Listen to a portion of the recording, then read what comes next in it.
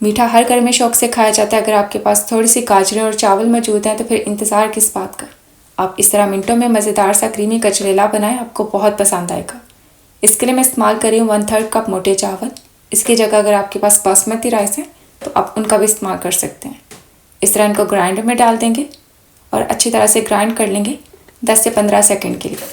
चाहे तो बिल्कुल बारीक भी कर सकते हैं, पाउडर भी कर सकते हैं, और चाहे तो इस तरह इसको थोड़ा सा दानेदार भी रख सकते हैं। थोड़े से चावल के पीसेस इसमें रहने देंगे।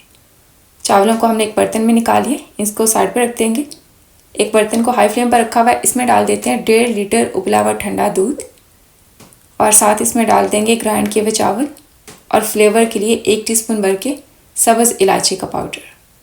आधा किलो इसमें डाल देंगे ग्रेट की गाजर जिसको हमने कद्दूकश कर लिया था। अब इसको आपने हाई फ्लेम पर मिक्स करते हुए पकाना है। अगर आप इसको हाई फ्लेम पर पकाना चाहते हैं तब भी ठीक है, नहीं तो एक उबाल आने के बाद आप इसको लो हीट पर भी पका सकते हैं। बस आपने बीच में मिक्स करते रहना है ताकि चावल और गाजरें नीचे ना लगें। फिर से इसको मिक्स कर लेते हैं और ऐसे इसको पकने के लिए छोड़ देंगे। काफ़ी टाइम हो चुका है गजरेला पकाते हुए, दोबारा से मिक्स कर लेते हैं। इसमें चावल भी फूल चुके हैं और दूध की क्वांटिटी भी कम हो चुकी है। इस टाइम पे अगर आप चाहें तो थोड़े से मेवे भी डाल सकते हैं। मैं थोड़े से स्लाइस किए हुए नारियल के डाल रही हूँ और थोड़े से चॉप किए हुए बादाम। मिठास के लिए 1 कप चीनी डाल देंगे। मिक्स कर लेते हैं। चीनी कम ज़्यादा आप कर सकते हैं। चीनी डालने के बाद गजरेला दोबारा से पतला हो जाएगा तो आपने इसको गाढ़ा होने तक पकाना है। 8 मिनट हो चुके हैं इसको पकाते हुए, बीच में मिक्स करती रही हूँ। अब ये दोबारा से गजरेला काफ़ी हद तक गाढ़ा हो चुका है। अब इसका फ्लेम ऑफ कर देते हैं और इसको सर्व कर लेंगे। इस टाइम पे अगर आप चाहें तो इसके अंदर थोड़ा सा खोया भी मिक्स कर सकते हैं, उससे फिर आपको गजरेला का टेक्सचर और ज़्यादा मज़ेदार लगेगा।